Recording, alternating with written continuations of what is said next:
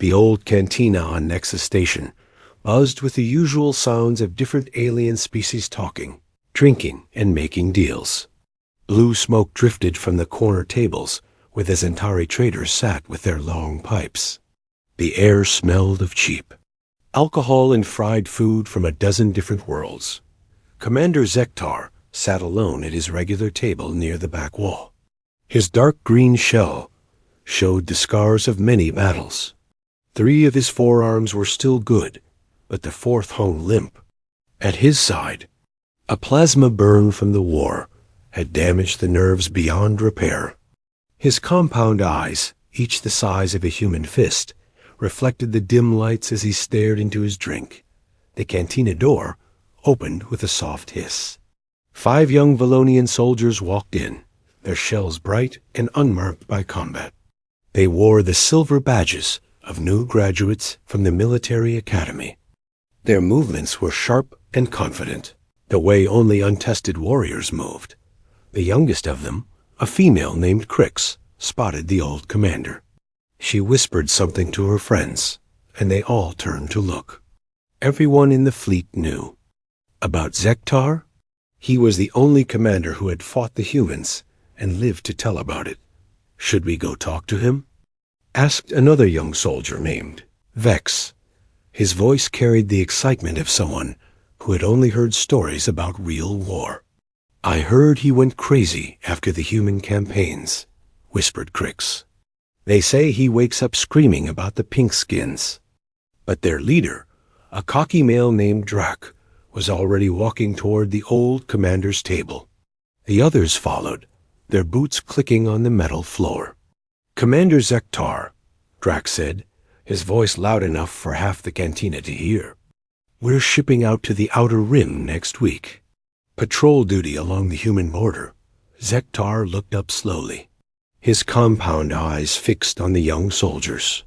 He had been drinking for 3 hours, but his voice was steady when he spoke. Sit down, he said. It was not a request. The 5 young Valonians glanced at each other, then pulled up chairs around the small table. Up close, they could see just how many scars covered the old commander's shell. Burns, cuts, and dents told the story of a warrior who had seen too much combat. You want to know about the humans, Zektar said.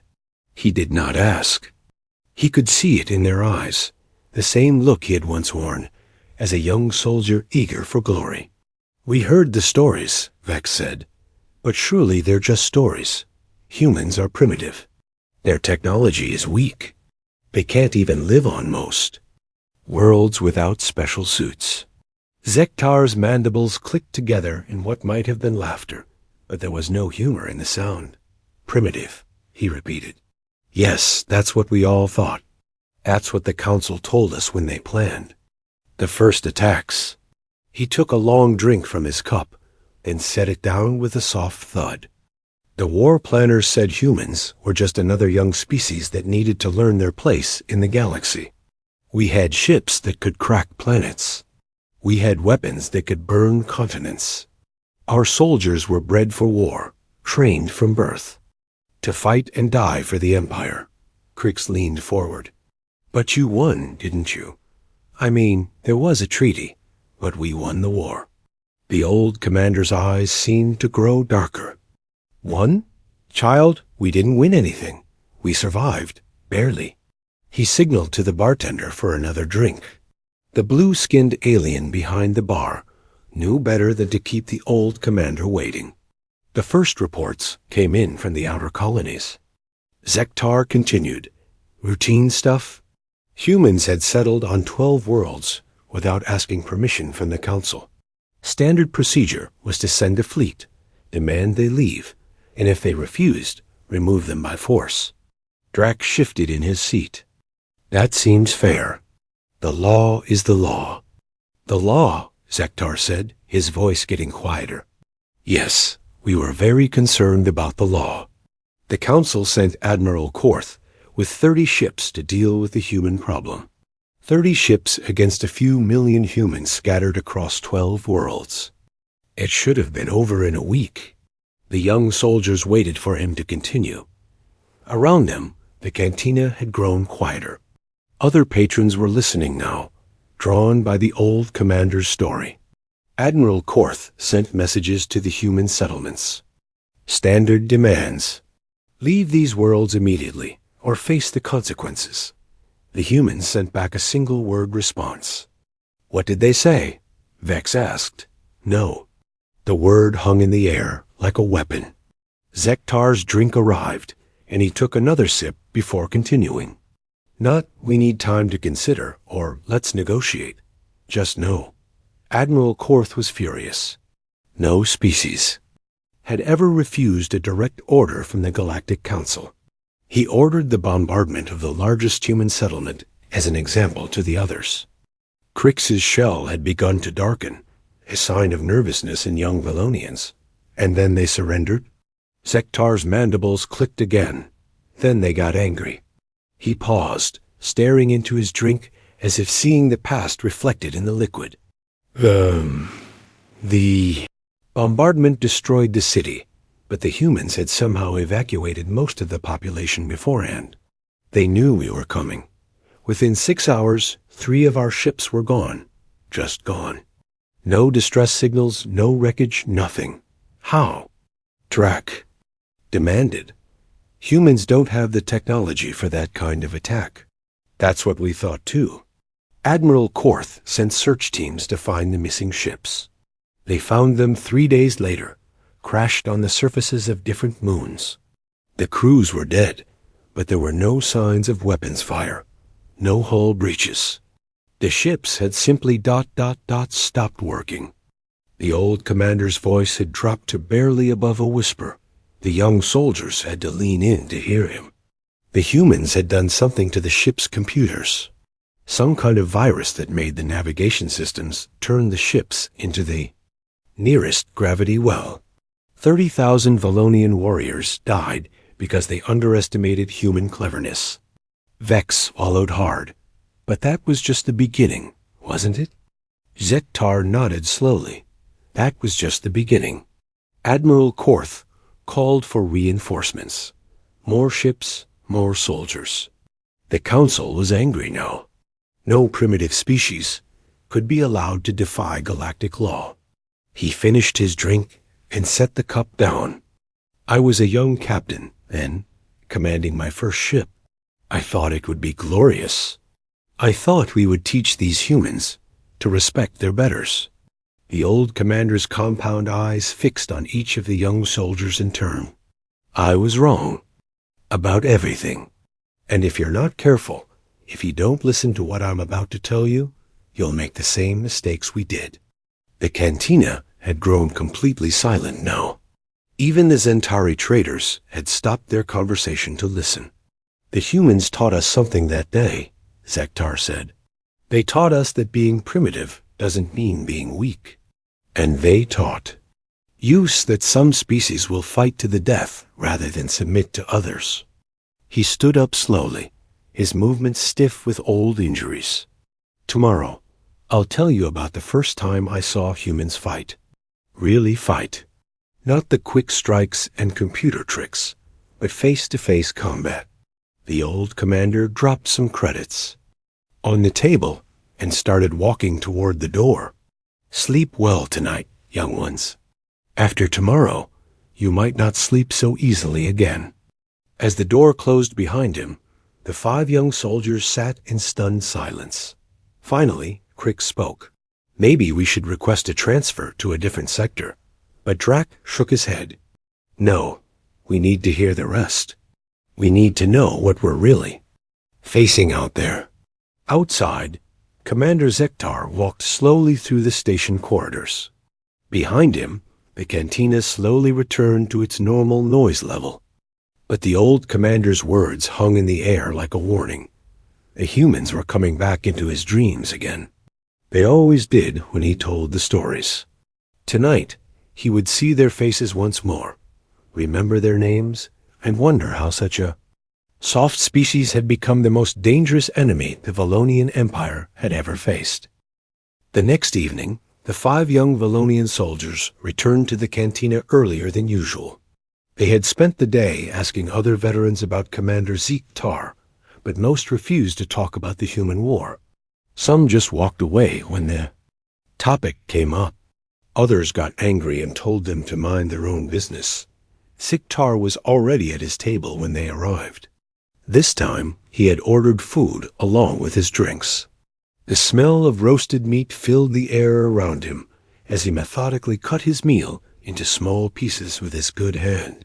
"You came back," he said without looking up. "I wasn't sure you would." Drac sat down first, followed by the others. "We need to know," he said. "If we're going to patrol the human border, we need to understand what we're dealing with." The old commander finished chewing a piece of meat and set down his eating blade. "Very well, but remember, you asked for this." He pushed his plate away and leaned back in his chair. The scars on his shell seemed to catch the light differently as he began to speak. 6 months after the first attacks, I was assigned to Captain Vorth's regiment. We were part of the second wave sent to clean up what Admiral Korth had started. Our target was a mining colony on Kepler 442b. Intelligence said there were maybe 50 humans defending the place. Crix shifted in her seat. 50 against how many of you? 2,000, Zektar replied. 50 to 1 odds. We thought it would be over in an hour. He signaled for another drink, then continued. The planet was mostly rock and ice. Not much to look at, but the humans had found rare metals in the ground. They'd built their settlement in a valley between 2 mountain ranges. Perfect place for mining, terrible place to defend. Vex leaned forward. So what went wrong? Everything, Zektar said simply. We landed our dropships on the high ground above the settlement. Standard attack formation. Our heavy weapons had clear lines of fire. Down into the valley. Captain Vorth was confident we could end this without losing a single soldier. The bartender brought his drink, and Zektar took a sip before continuing. The first sign something was wrong came when we tried to contact the human settlement. We sent the usual surrender demands, but got no response. Not even a refusal, just silence. He paused, his compound eyes staring into the distance, as if seeing the events play out again. Captain Vorth decided to send in a scout team, 20 soldiers with full armor and heavy weapons. They marched down into the valley in perfect formation, just like we'd trained. And, Drac prompted, they never came back. The words hung in the air like a death sentence. Zektar took another drink before continuing. We waited 2 hours for their check-in. Nothing. Captain Vorth sent another team to find them. This time, 40 soldiers with aerial support. Crix's shell had started to darken again. What happened to them? We found them 3 hours later. All 60 soldiers dead? But here's the strange part. They hadn't been shot. Not a single plasma burn or projectile wound on any of them. Vex swallowed hard. How did they die? Explosions, but not for weapons we recognized. The humans had somehow turned the mining equipment into bombs. Charges placed under the ground, hidden in the rocks, even inside the buildings themselves. Our soldiers walked into a trap that covered the entire valley. Zektar's voice grew quieter as he continued. But that wasn't the worst part. The worst part was that we never saw who set off the explosives. No human soldiers, no defensive positions, nothing. It was like the ground itself had turned against us. Drac tried to sound confident, but surely you adapted, changed your tactics. The old commander's mandibles clicked in that humorless laugh again. Oh, we tried. Captain Vorth ordered orbital bombardment of the entire settlement. Better to destroy the place than lose more soldiers to human tricks. That must have worked, Crix said hopefully. The bombardment lasted 6 hours. When it was over, the valley was nothing but rubble and smoke. We sent drones down to confirm the destruction. Everything was gone. Buildings, equipment, even the Mine Shaft's had collapsed. Zektar paused to take another bite of his food. A young soldiers waited impatiently for him to continue. The next morning, our perimeter guards started disappearing. The word sent a chill through the group. Vex spoke first. Disappearing? But you said the settlement was destroyed. It was. But the humans weren't in the settlement when we bombed. They were already in the mountains, watching us, waiting for their chance. Zektar's voice took on a harder edge as he continued. First, we lost a guard post on the eastern ridge. 4 soldiers simply vanished during the night shift. No distress. Signal. No sounds of fighting. We found their weapons scattered around the position, but no bodies. He took another drink, his movements deliberate and slow. The next night, we lost 2 more posts. Captain Vorth ordered increased patrols, better lighting, motion sensors around the entire perimeter. It didn't matter. The humans kept coming. Drac leaned forward. How many of them were there? Surely you could track them with thermal sensors. That's what we thought. Our best estimate was maybe 20 humans left alive after the bombardment. 20 against nearly 2,000 Valonian soldiers. The numbers should have been on our side. Zektar's compound eyes fixed on Drac. But humans don't fight by the numbers, boy. They fight by different rules entirely. He continued his story, his voice growing more intense. On the 3rd night, they hit our supply depot. Somehow, they got past all our sensors and security systems. They didn't just destroy our supplies, they poisoned them. Half our rations were contaminated with local plants that made Valonians sick.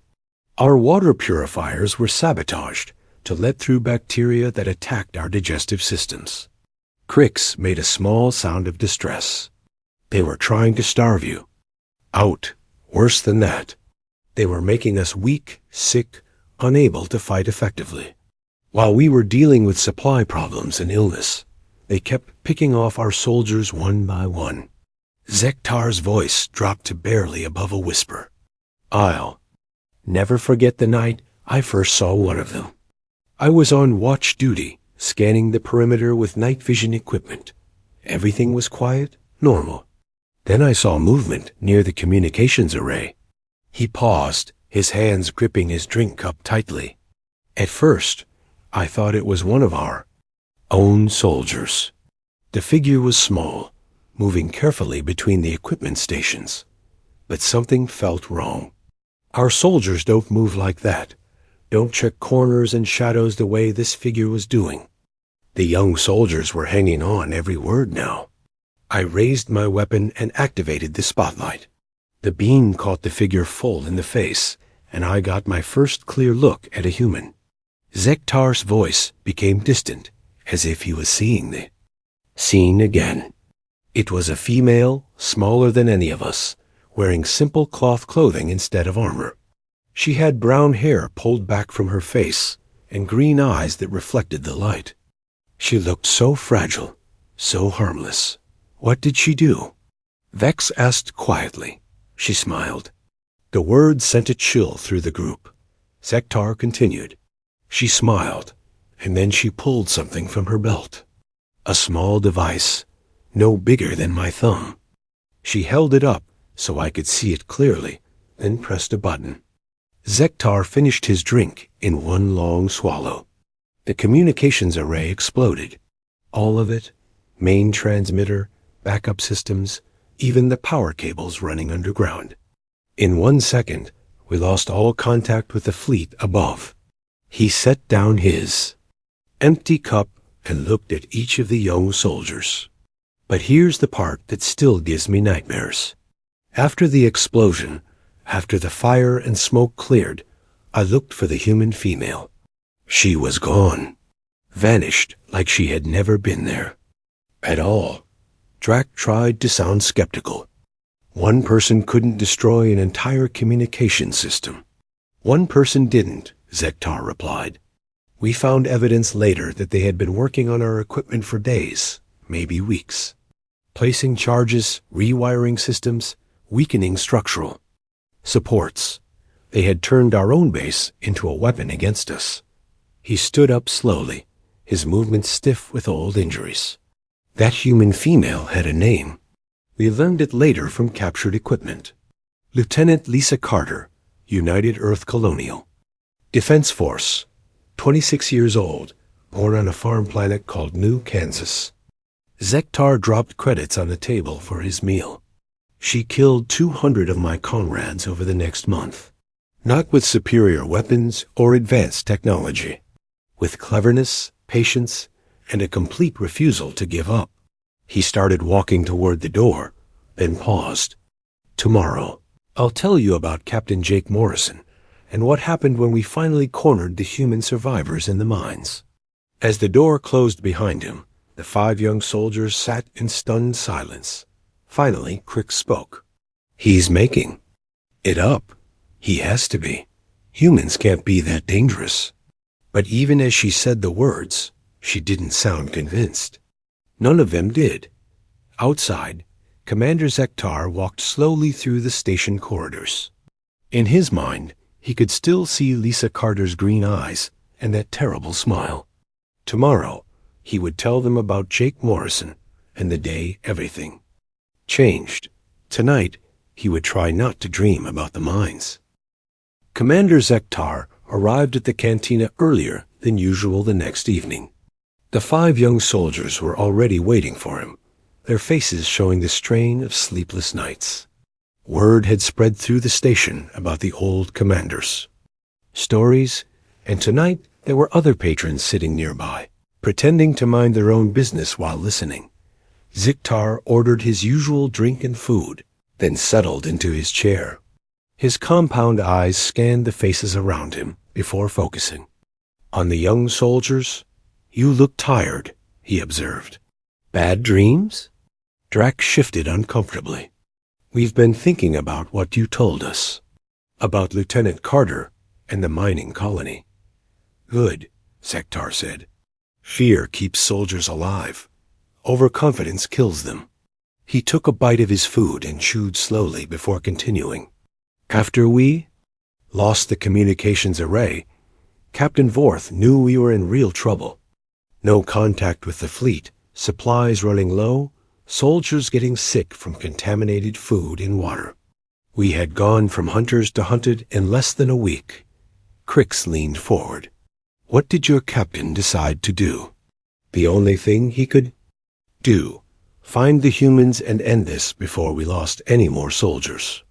We knew they were hiding in the old mine tunnels, so he ordered a full assault on the underground complex." Zektar paused to drink, his movements deliberate and slow. "We sent in 300 soldiers through the main entrance. Full battle armor, heavy weapons, portable lights to illuminate the tunnels. It should have been like shooting fish in a barrel." Vex swallowed hard. Should have been? The tunnels were a maze. Passages that split and rejoined, vertical shafts. That dropped into darkness. Caverns so large our lights couldn't reach the far walls. And everywhere we went, we found signs that the humans had been there first. The old commander's voice grew quieter as he continued. They had mapped every tunnel, every chamber, every possible route through the complex. While we stumbled around, in the dark, they moved through their territory like ghosts.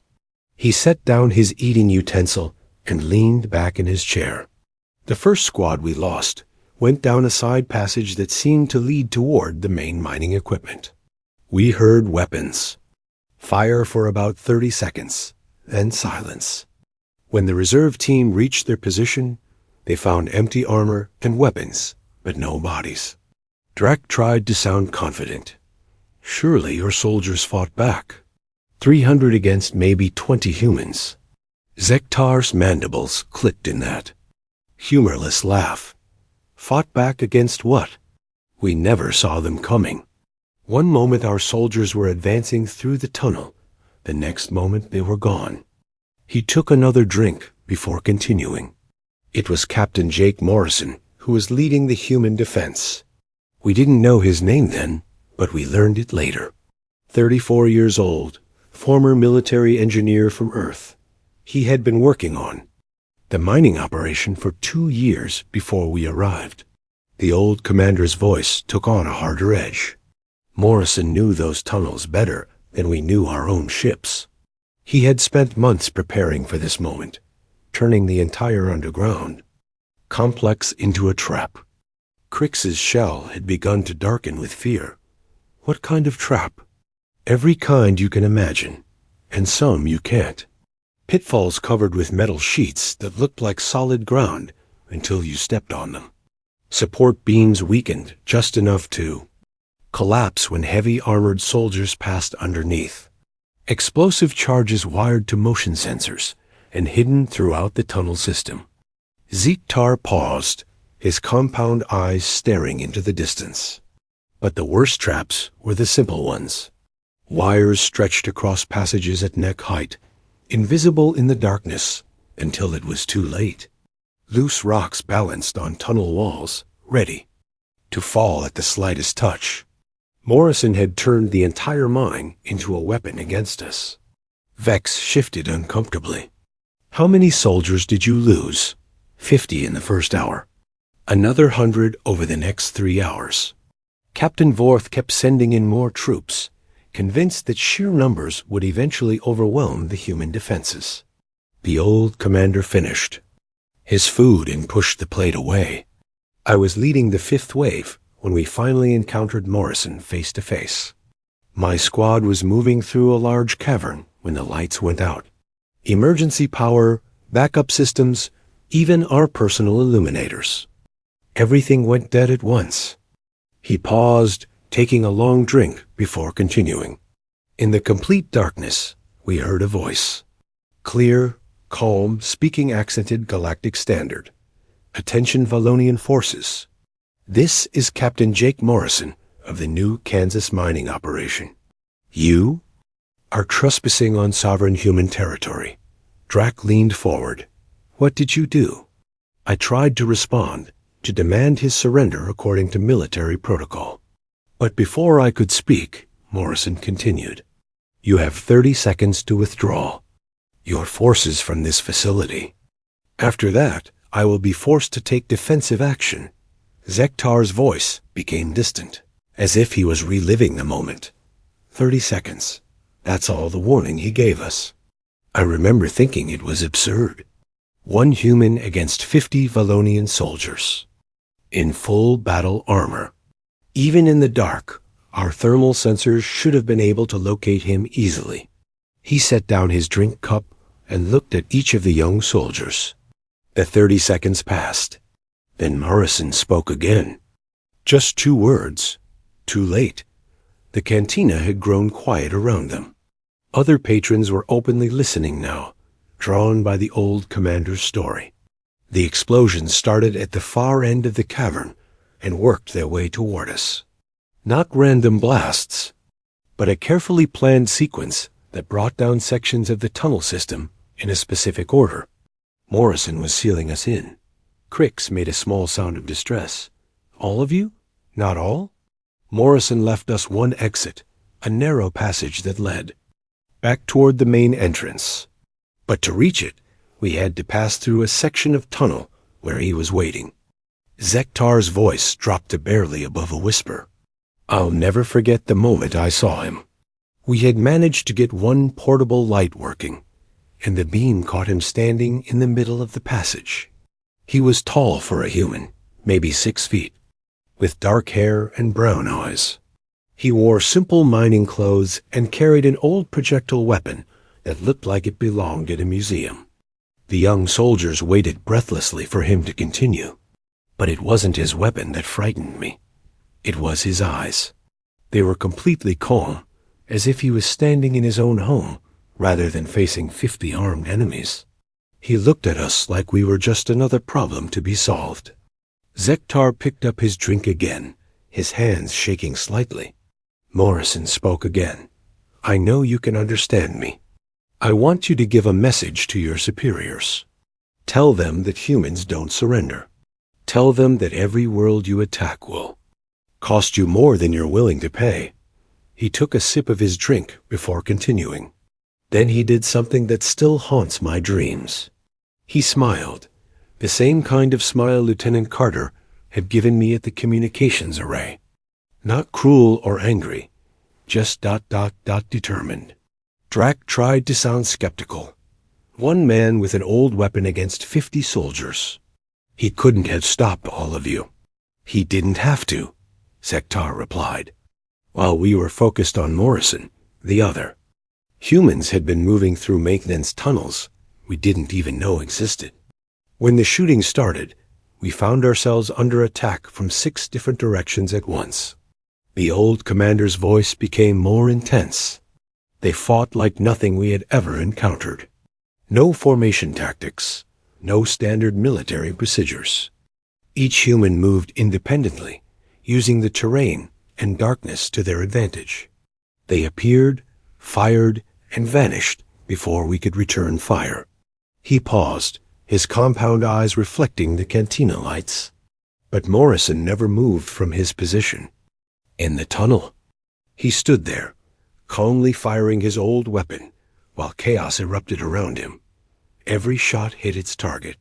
Every round found a gap in our armor or struck a vital system. Vex swallowed hard. How did you escape? We didn't escape. We retreated. There's a difference. Morrison let us go. After we had lost 20 more soldiers, he called out in the darkness. That's enough for today. Take your wounded and leave. Don't come back. Sektar finished his drink and set the cup down with a soft thud. We carried our injured comrades out of those tunnels like beaten dogs. Outside, Captain Vorth was waiting with the remainder of our forces. When he saw how few of us had returned, his shell went completely white with shock. The old commander stood up slowly, his movements stiff with old injuries. That night, Captain Vorth sent a message to the fleet above. He requested immediate evacuation of all ground forces. The mining operation, he reported, was too heavily defended to take with acceptable losses. He dropped credits on the table and started walking toward the door. The fleet commander refused the evacuation request. He said we were fighting farmers and miners, not soldiers. He ordered Captain Vorth to continue the assault. Sektar paused at the door and looked back at the young soldiers. Captain Vorth followed his orders. The next morning, he led the remaining 800 soldiers in a final assault on the mine complex. The old commander's voice became very quiet. Jake Morrison was waiting for them. So were Lieutenant Carter and 18 other humans who had somehow survived our bombardment and weeks of continuous fighting. He opened the door to leave, then spoke one final time. Tomorrow, I'll tell you what happened when 20 humans faced 800 Valonian soldiers in open combat. And I'll explain why that battle changed everything we thought we knew about warfare. As the door closed behind him, the cantina erupted in nervous conversation. The cantina was more crowded than usual when Commander Sektar arrived the 4th evening. Word had spread throughout Nexus Station about the old commanders.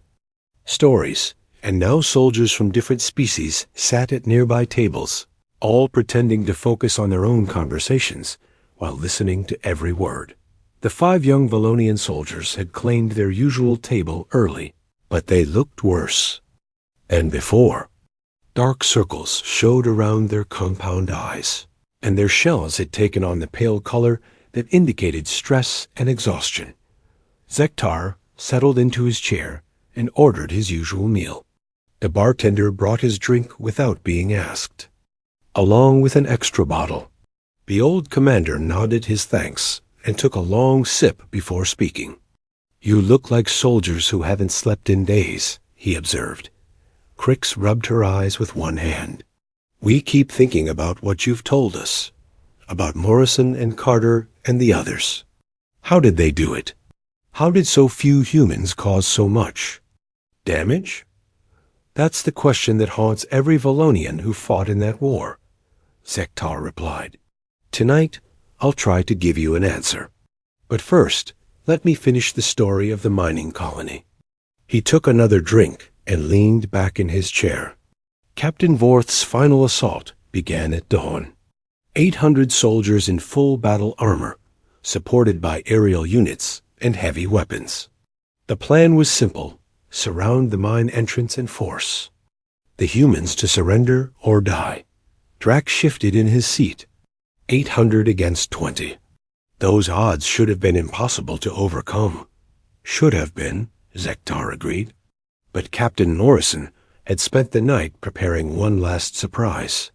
For us, the old commander's voice grew quieter as he continued. When our forces reached the mine entrance, they found the humans waiting for them. All 20 survivors, standing in the open ground in front of the main shaft. No cover, no defensive positions, just 20 humans facing 800 Valonian. Soldiers. Vex leaned forward. They surrendered? Zektar's mandibles clicked in that humorless laugh. They did something much worse than surrender. They gave us a choice. He paused to take a bite of his food, chewing slowly while the young soldiers waited impatiently. Morrison stepped forward and activated a speaker system so his voice could be heard across the entire battlefield. He spoke in perfect galactic standard, calm and clear despite facing impossible odds. The old commander's voice took on a different tone, as if he was quoting the human captain's exact words. He said, "Attention Valonian forces. I am Captain Jake Morrison, commanding officer of this facility. You have invaded our world, killed our people, and destroyed our homes. But we're going to give you one chance to leave with honor." Zektar took another drink before continuing. Then Morrison gestured to the ground around the mine entrance. For the first time, we noticed that the humans had been busy during the night. They had planted something in the rocky soil, hundreds of small metal objects arranged in precise patterns. Crix's shell darkened with fear. Mines? Worse, they were the power cores from the mining equipment, rigged to explode in sequence. Morrison had turned the entire area into a massive bomb. If he triggered the detonation, it would kill every human and Valonian within a mile radius. The cantina had grown completely silent now. Even the Zentari traders had stopped their conversation to listen. Morrison continued speaking.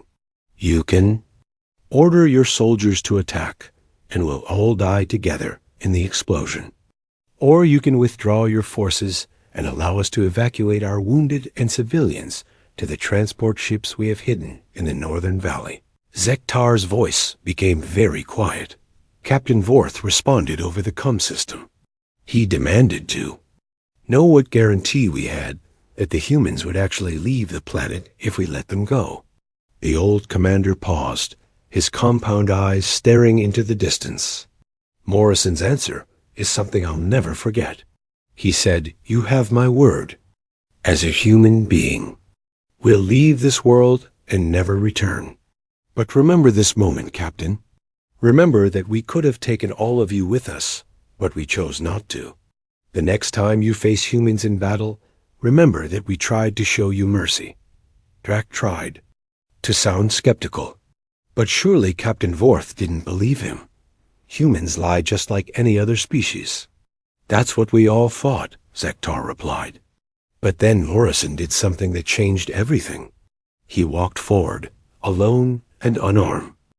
On the 5th evening, Commander Zektar found the cantina packed beyond capacity.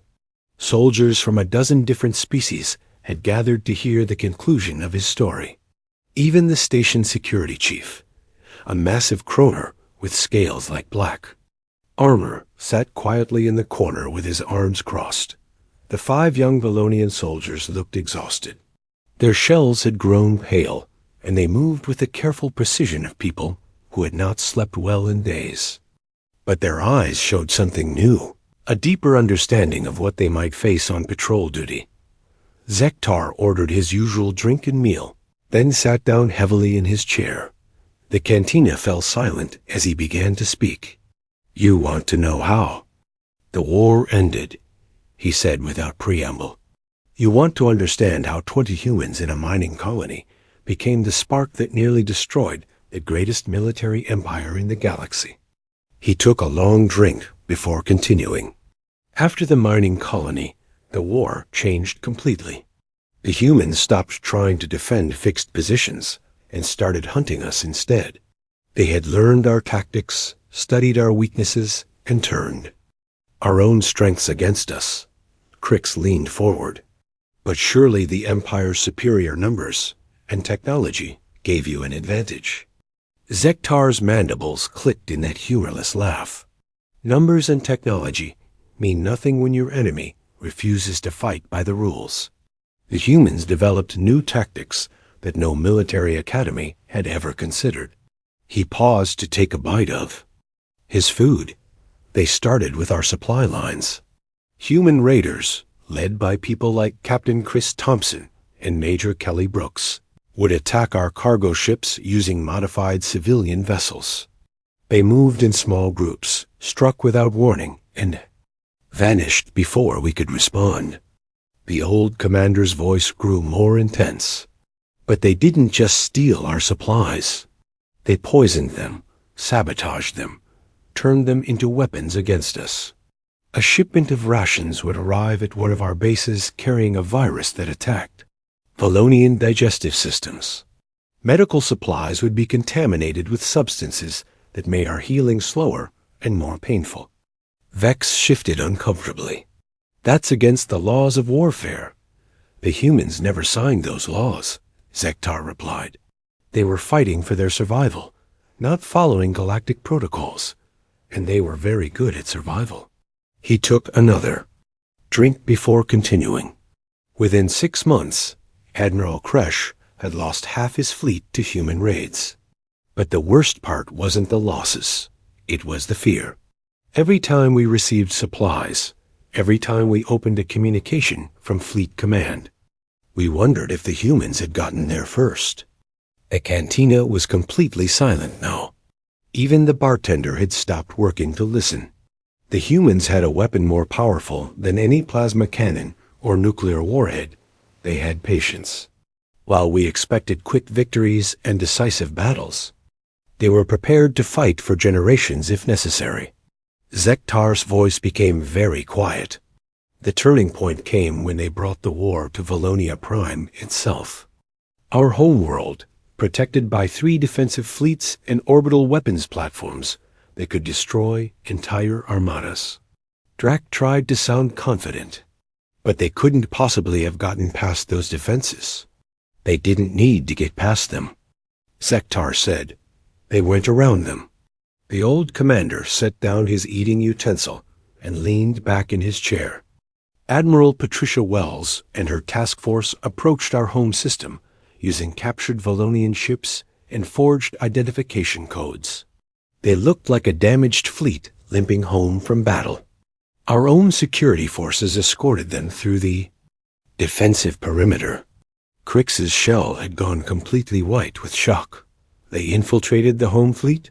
50 human ships, disguised as Valonian vessels, were allowed to dock at our main orbital shipyard. Once inside the defensive perimeter, they revealed their true nature. Zektar's voice took on a harder edge. The humans didn't attack military targets.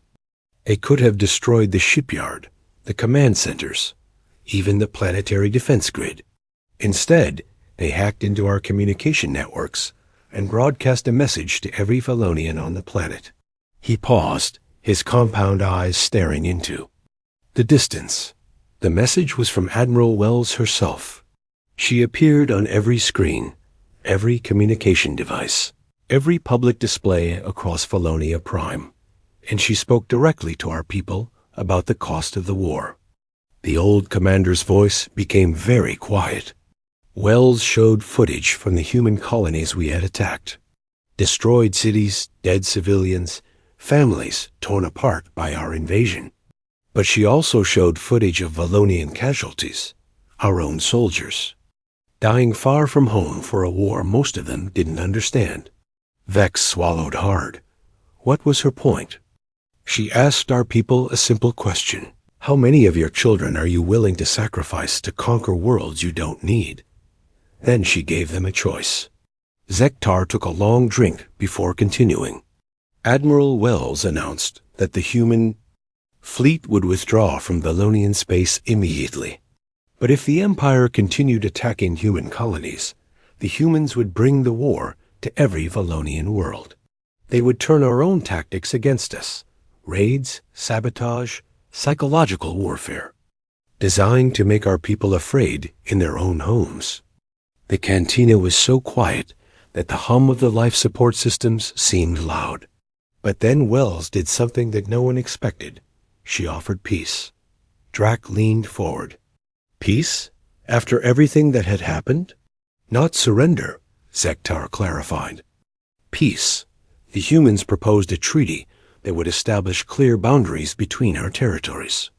They offered to share technology, establish trade agreements, even provide mutual defense against common threats. The old commander finished his meal and pushed the plate away. The message ended with Admiral Wells reading the names of every human who had died in the war. It took her 3 hours. 3 hours of names, ages, occupations, families left behind. She ended by saying, "These people died defending their right to exist. Don't let your people die trying to take that right away." Crix made a small sound of distress. What happened next? Riots, Zektar said simply. Demonstrations on every major Valonian world. Families demanding answers about why their children were dying in a war against people who only wanted to be left alone. He stood up slowly, his movements stiff with old injuries. The Galactic Council was forced to intervene. They called for immediate peace negotiations with neutral arbitrators from a dozen different species. The talks lasted 6 months. Zektar dropped credits on the table and started walking toward the door. The Treaty of Alpha Centauri was signed by Admiral Wells for the humans and myself for the Valonian Empire. We established clear territorial boundaries, technology sharing agreements, and mutual defense pacts. He paused at the door and looked back at the packed cantina. 5 years later, when the Zirathi invaded the Outer Rim, human and Valonian ships fought side by side to defend our colonies. The same people who had been trying to kill each other became allies against a common enemy. The old commander's voice became very quiet. I learned something important during those negotiations. The humans were never trying to defeat us. They were trying to survive. Everything they did, every tactic they used, every impossible victory they achieved, was because they refused to give up their right to exist. He opened the door to leave, then spoke one final time. Tomorrow, you 5 will ship out to patrol the human border. You'll be working alongside human crews, protecting colonies that belong to both our species. Remember what I've told you. Remember that the humans are not our enemies anymore. They're our partners. Zektar's compound eyes fixed on each of the young soldiers. And remember this above all else. Humans don't fight because they're aggressive or warlike. They fight because they care about something more than themselves. That makes them the most dangerous enemies you could ever face, and the most valuable allies you could ever have. As the door closed behind him, the cantina remained silent for a long moment. Then, slowly, conversations resumed as soldiers from different species discussed what they had heard. The 5 young Valonian soldiers sat quietly, processing everything the old commander had told them over the past 5 days. Finally, Drac spoke. I understand now why he told us these stories. We're not just going on patrol duty. We're representing our species to people who have every reason to hate us. Crix nodded slowly, and they chose to forgive us instead. That might be the most terrifying thing of all. Outside, Commander Zektar walked slowly through the station corridors toward his quarters. Tomorrow, he would take command of the joint fleet protecting the outer colonies. Human and Valonian ships working together, crews that had once been enemies now serving side by side, It was not the ending anyone had expected when the war began. But it was, perhaps, the ending that proved humans were capable of something even more dangerous than their legendary stubbornness in battle. They were capable of hope. And in a galaxy full of ancient grudges and endless conflicts, that hope had become the foundation of a peace that had lasted for over a decade. The humans had taught the Valonian Empire something more valuable than any military victory. They had taught them that some things were worth fighting for, and some things were worth forgiving. In his quarters, Zektar looked out at the stars and thought about Jake Morrison, Lisa Carter, and all the other humans who had changed the course of galactic history by refusing to surrender. Tomorrow, he would command humans in battle again, but this time they would be fighting together.